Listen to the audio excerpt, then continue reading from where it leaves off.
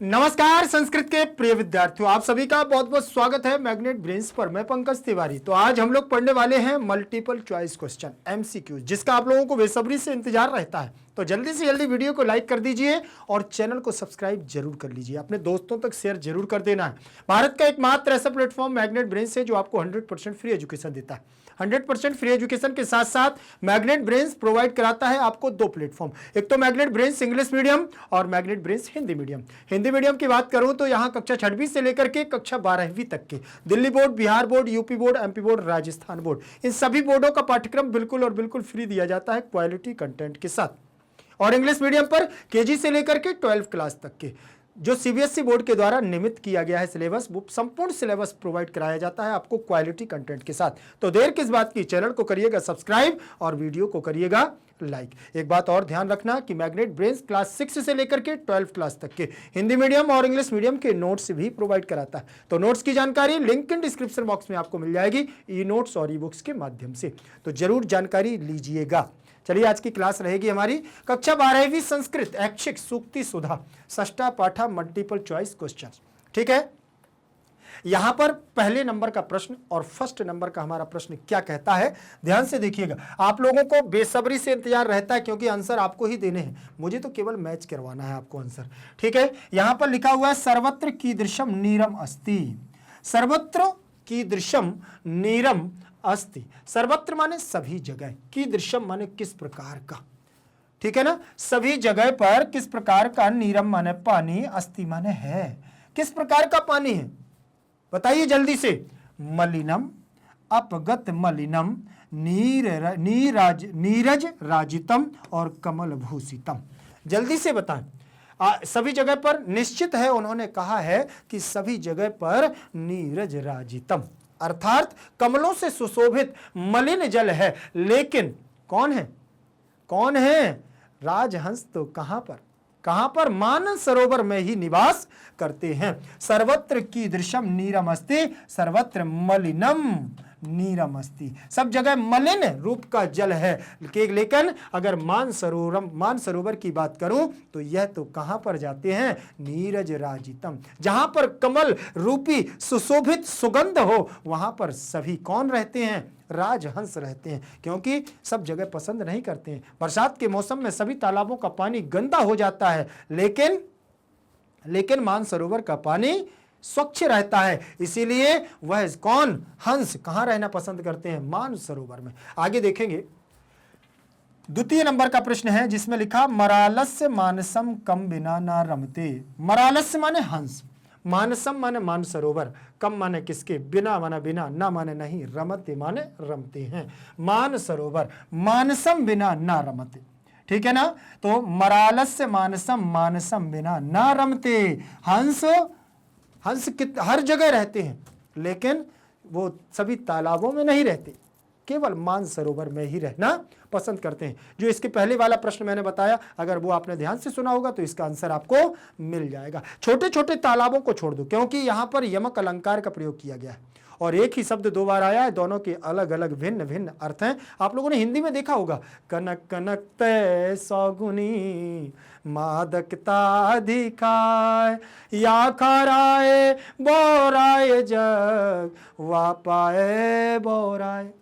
ये बहुत बार आपने सुना होगा। कनक कनक की दोनों का अलग अलग अर्थ है। ठीक, एक और, रहमन पानी राखिए बिन पानी सब सून, पानी गए न उबरे मोती मानस चुन। ठीक है, तो वहां पर भी पानी शब्द एक सा है, लेकिन सबका अलग अलग भावार्थ है। यहां पर भी मानसम मानसम हुआ, एक का अर्थ है मानसरोवर, एक का अर्थ है छोटे मोटे सरोवर, तालाब। ठीक है ना, तो मरालस्य मानसम कम बिना ना रमते, मरालस्य मानसम, मानसम बिना ना रमते। आपके द्वारा आंसर क्या दिया गया है? कमेंट सेक्शन में आप लोग आंसर देते जाएं, अपने दोस्तों से भी पूछिएगा। ठीक है ना, ध्यान रखना, मरालस्य में षष्ठी का एक वचन है, मानसम में द्वितीय, मानसम में द्वितीय, विना के योग में द्वितीय विभक्ति लगती है। ठीक है ना माने नहीं, और रमते रमेते रमनते, रम धातु। ठीक है ना। तीसरे नंबर का प्रश्न, तीसरे नंबर का प्रश्न हमारा क्या कहता है, ध्यान से देखना, कीदृशम भूषणम न क्षीयते, किस प्रकार का आभूषण जो क्षरण नहीं होता है, जो कभी नष्ट नहीं होता है, जिसकी चमक कभी नहीं जाती है, जो कभी क्या है लुप्त नहीं होता, विलुप्त नहीं होता। कौन सा आभूषण? बाग भूषणम भूषणम। कौन सा? वाणी रूपी आभूषण। आपके अंदर आप तो कुछ भी कर लो, केयूराणि न विभूषे, केयूराणि न भूषयन्ति पुरुषम हारा न चंद्रोज्ज्वला, न स्नानम न विलेपनई न कुसुमम न अलंकृता मूर्धिजा, और क्या? वाण्ये का समलंकरोति पुरुषम, और क्या? ए या संस्कृता धार्यते क्षीयन्ते खलु भूषणानि सततम, वागभूषणम भूषणम क्षीयन्ते खलु भूषणानि सततम। क्षरण हो जाता है संसार के समस्त आभूषणों का, लेकिन कौन? न क्षीयते, किसका? तो यहां पर तो आपका आंसर आ जाएगा वागभूषणम। वाणी रूपी आभूषण का कभी क्षरण नहीं होता है, इसलिए कीदृशम, तो यहां आ जाएगा वागभूषणम। वागभूषणम भूषणम न क्षीयते, इसका कभी भी क्षरण नहीं होता है। क्षीयते क्षीयते क्षीयन्ते, क्षी धातु क्षरण होने के अर्थ में कर्मवाची की क्रिया लगी हुई है। इसके बाद चौथे नंबर का प्रश्न हमारा दिया हुआ है, ध्यान से देखिएगा क्या है, पापात कह निवारयति। पाप से कह माने कौन, निवारयति माने निकालता है। पापों से कौन निकालता है? तो भैया मित्र निकाल सकता, उससे बड़ा कोई दूसरा मित्र नहीं है, ठीक है ना, दोस्त से बढ़कर के और कोई नहीं हो सकता। इसलिए पापात में पंचमी, कहा में प्रथमा, निवारयति निवार्यतः निवारयन्ति। कौन आपको पापों से दूर करता है? सन है, सनित्रम कुमित्रम राज पुरुषा महाबली। बताइए सन्मित्रम कौन, जल्दी से बताएं। सन्मित्रम संत्रिमम सन्मित्रम आपको क्या करेगा? पापात कह निवार्यति सन्मित्रम। इसके बाद 5 नंबर का, 5वें नंबर का हमारा प्रश्न देखिएगा क्या कहता है कि सत कवि कौ द्वौ अपेक्षते। सत कवि, सत कवि जानते हैं ना, श्रेष्ठ कवि। श्रेष्ठ कवि या अच्छा कवि किस चीज की अपेक्षा करता है? आपको मैंने एक बात बतलाई थी कि जो विद्वान पुरुष होता है, जो महान पुरुष होता है, वह पुरुषार्थ और दैष्टिकताम। पुरुषार्थ का मतलब होता है परिश्रम, मेहनत, और दैष्टिकताम का मतलब होता है क्या? क्या? संयोग, भाग्य, दोनों को साथ लेकर के चलता है कि नहीं, दोनों साथ में होंगे तभी हमारी उन्नति होगी। उसी प्रकार से श्रेष्ठ कवि भी शब्दार्थ, शब्द और अर्थ दोनों को लेकर के चलता है, तभी तो एक श्रेष्ठ कविता की रचना होती है, श्रेष्ठ कविता बन पाती है। अगर उसने सोच लिया कि अगर मुझे सुंदर और श्रेष्ठ कविता बनाना है तो जहां कठोर शब्दों का प्रयोग है वहां कठोर शब्दों का अर्थ निकलना चाहिए, और जहां पर कोमल हृदय रूपी शब्दों का प्रयोग करना है तो वहां कोमल हृदय उसका अर्थ निकलता है। सत्य कवि ही कौ दो अपेक्षते, तो यहां शब्दार्थ क्या हो जाएगा? शब्दार्थ।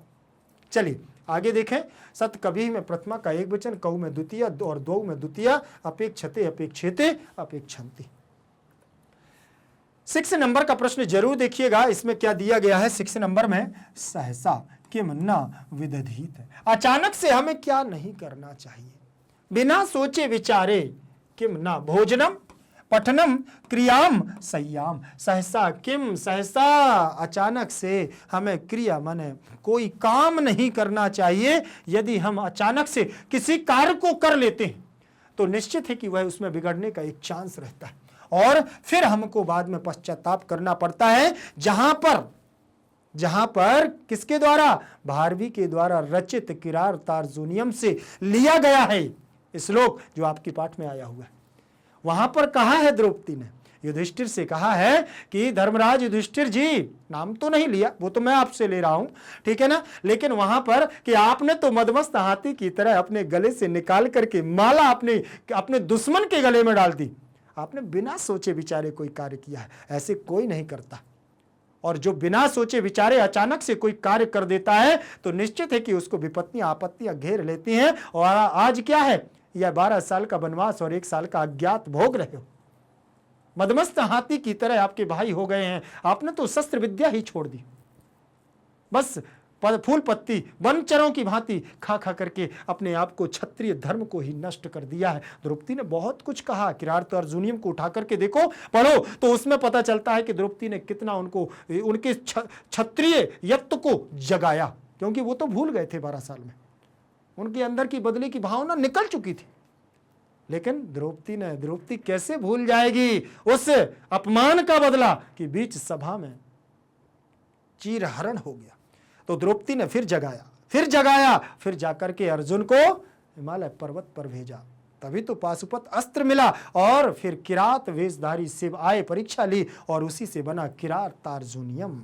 ठीक है ना। तो सहसा किम न विदधीत सहसा क्रियाम, क्या क्रिया ने। अचानक से हमें कोई काम नहीं करना चाहिए, अचानक से हमें किसी भी काम को नहीं उठाना, सोच विचार करके करो। काम तो करना है, मनुष्य रूपी अगर जन्म लिया है तो क्रिया तो करना ही है, गुण तो कर्म तो करने हैं, लेकिन बिना सोचे नहीं, सोच विचार करके उसको जान लो, परख लो, फिर इसके बाद उस कार्य को करो। इसका परिणाम क्या होगा, इसका दुष्परिणाम क्या होगा, इसका सपरिणाम क्या होगा, अच्छा परिणाम क्या होगा, जान लो। चलिए आगे बढ़ते हैं 6 नंबर के बाद 7 नंबर के प्रश्न पर, जिसमें लिखा अपंडिता नाम विभूषणम किम। अपंडिता नाम का मतलब अज्ञानियों का, पंडिता नाम मतलब विद्वान ज्ञानी पुरुष, और अपंडिता नाम का मतलब मूर्खों का, और भूषणम विभूषणम माने आभूषण। यहां पर अज्ञानियों का आभूषण किम माने क्या है, तो अज्ञानी पुरुष है यदि मूर्ख है, उसको कुछ भी नहीं आता, वो तो चुप बैठ जाए, मौन धारण रख ले, बस समझ लेना उसका संसार का सबसे बड़ा आभूषण है। वह व्यक्ति हमेशा के लिए सभी की नजरों में अच्छा रहेगा, भले मूर्ख है। ठीक, इसीलिए क्या हो जाएगा, विभूषणम मौनम पंडिताना। सबसे बड़ा आभूषण अज्ञानियों का कौन है, मौन है, मौन रूपी आभूषण, क्योंकि विधाता के द्वारा यह गुण बनाया गया। विधात्रा विनिर्मतेन, विधाता के द्वारा यह निर्मित किया गया है कि अगर कोई अज्ञानी पुरुष है, कोई मूर्ख पुरुष है, तो वह सभासदों के बीच में भी बैठा हो, सर्वविदाम समाजे, विद्वानों के बीच में भी बैठा है, लेकिन मूर्ख है और अगर मौन बैठा हुआ है तो वो भी बहुत कुशल और ज्ञानी माना जाता है। चलिए आगे बढ़ते हैं, प्रश्न क्रमांक 9 पर चलते हैं, 8 पर चलते हैं। 8वें नंबर का प्रश्न है हमारा, विद्वान दैष्टिकताम पौरुषम च अपेक्षते। विद्वान व्यक्ति, देखिए, विद्वान व्यक्ति दैष्टिकताम पौरुषम च अपेक्षते, जो विद्वान पुरुष होता है, जो योग्य पुरुष होता है, जो संत पुरुष होता है, जो ज्ञानी पुरुष होता है, वह क्या है, सौभाग्य, संयोग, भाग्य, दैवत्व, पुरुषार्थ, मेहनत, पुरुषार्थ, चा माने और, अपेक्षते माने अपेक्षा करता, मतलब दोनों की, भाग्य और पुरुषार्थ दोनों की अपेक्षा करता है। कौन, विद्वान पुरुष, दोनों को लेकर के चलता है। आप मेहनत अकेले करेंगे, आप ईश्वर को भूल जाएंगे, आपका कार्य असंभव। और यदि आप सोच रहे हैं कि बस ईश्वर ही कर देगा तो और काम ना करना पड़े, घर बैठे सब मिल जाए ना, दोनों कर्म करने पड़ेंगे, दोनों को साथ लेकर के चलना पड़ेगा, यही विद्वान कहते हैं। इसीलिए विद्वान, तो आपको प्रश्न बनाना है यहां पर, तो कान दैष्टिकताम पुरुषम चापेक्षते, द्वितीय विभक्ति का बहुवचन। ठीक है ना, विद्वान दैष्टिकताम पुरुषम चापेक्षते, तो कान दैष्टिकताम पौरुषम चापेक्षते, तो इसमें आपका आंसर क्या हो जाएगा, कान। ठीक, आपको यहां क्या करना है, प्रश्न निर्माण करना है, इसके क्वेश्चन बनाना है। चलिए आगे देखेंगे, अपेक्षते अपेक्षते अपेक्षन्ते तो बन जाएगा। चलिए इसके बाद देखिएगा प्रश्न नंबर 9 नंबर का प्रश्न है, संपदा विमृश्यकारिणम स्वयं वृणीते। ठीक, संपदा माने, संपदा का मतलब क्या होता है, हाँ बोलो बोलो बोलो, जल्दी जल्दी बोलो, हाँ पैसा। ठीक है ना, आपके पास धन लक्ष्मी का आगमन। विमृश्य कारणम स्वयं वृणीते, यदि परिश्रम करने वाला, सोच विचार करके कार्य करने वाला व्यक्ति है तो स्वयं चल करके आती है लक्ष्मी उसके पास। इसलिए उन्होंने कहा संपदा विमृश्य कारिणम स्वयं वृणीते, वर्ण कर लेती है, आपके माला रूपी वर्ण के रूप में आ जाती है लक्ष्मी। क्यों, क्योंकि आपने परिश्रम किया है, मेहनत किया है, सोच विचार करके कार्य किया है। इसीलिए जो सोच विचार करके काम नहीं करता है वो विपत्तियों में घिरा रहता है। इसलिए संपदा विमृश्य कारिणम स्वयं वृणीते, और जो सूझबूझ के साथ कार्य करता है ऐसे मनुष्य को स्वयं लक्ष्मी धारण करती है। वृणीते क्या कर लेती है, अपने आप को वर्णित कर लेती है, वर्ण करती है उसका। इसीलिए यहां विमृश्यकारिणम केसाम कस्याम कस्य कम, तो क्या हो जाएगा, यहां पर द्वितीय विभक्ति का एक वचन रूप लगा है, इसीलिए यहां पर भी आपका कम हो जाएगा। ठीक है ना। संपदा में प्रथमा, विमृश्यकारिणम में भी प्रथम द्वितीय लगी हुई है। स्वयं माने स्वयं, वृणते वृणुते वृणुते वृणुतन्ते, तो यहां पर इसका मतलब होता है वर्ण करना। जैसे कहते हैं ना वर्ण कर लेना, माला डालना, लक्ष्मी स्वयं आ जाती है उसके पास चल करके। प्रश्न क्रमांक 9 के बाद हम लोग 10 नंबर पर चलते हैं। 10 नंबर का प्रश्न क्या कहता है, आप लोग भी आंसर जरूर दीजिएगा। आपसे गलत हो जाएगा कोई बात नहीं, एक बार गलत होगा लेकिन दोबारा आपसे गलत कभी नहीं होगा, इस बात का ध्यान रख लेना, क्योंकि गलती एक बार ही होती है। जो समझदार व्यक्ति होता है उससे गलती एक ही बार होती है, दोबारा वो गलती नहीं करता है। ठीक है, ध्यान रखेंगे। विपदि धैर्यम महात्मनाम प्रकृति सिद्धम, विपत्ति में धैर्य, विपत्ति के समय विपदि धैर्यम, इसलिए विपत्ति के समय धैर्यवान महापुरुषों का प्राकृतिक स्वभाव होता है। प्रकृति के द्वारा निश्चित एक स्वाभाविक गुण होता है जो विपत्ति में धैर्य होती है उसके पास। बहुत सहज भाव से, बहुत बड़ा से बड़ा पहाड़ टूट जाए लेकिन सहज भाव से उसको अपना लेते हैं। वो कौन है, वो महात्मनाम, महान व्यक्ति है। इसीलिए यहां पर देखिएगा षष्ठी विभक्ति का बहुवचन, तो कहा केसाम कम काम, तो क्या हो जाएगा यहां पर, जल्दी से बताइएगा, जल्दी से। प्रकृति सिद्धम का मतलब स्वभाव का गुण, तो षष्ठी का बहुवचन केसाम हो जाएगा। क्या हो जाएगा, षष्ठी का बहुवचन यहां पर भी केसाम हो जाएगा, कस्य कयोः केसाम बनेगा। चलिए आगे देखें, प्रश्न क्रमांक 10 के बाद हम लोग 11 नंबर पर चलेंगे। 11 नंबर का प्रश्न क्या कहता है, केयूराणी न भूषयन्ति पुरुषम। केयूराणी का मतलब मैंने आपको जब पार्ट पढ़ाया है, यदि आप लोगों ने नहीं पढ़ा है तो जल्दी से जाकर के पार्ट 1 पार्ट 2 कंप्लीट चैप्टर है और अनुवाद भाग 1 2 3 4 उसको भी आप पढ़ लीजिए।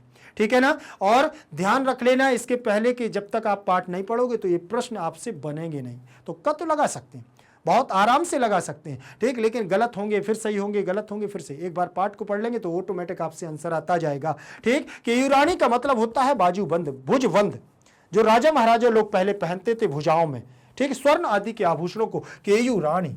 ठीक है, तो यहां प्रथमा का बहुवचन ना माने नहीं, भूषयंती माने सुशोभित होता है, तो यहां आपका भूषयति भूषयतः भूषयंती, तो ये भी बहुवचनांत पद है, पुरुषम माने पुरुष।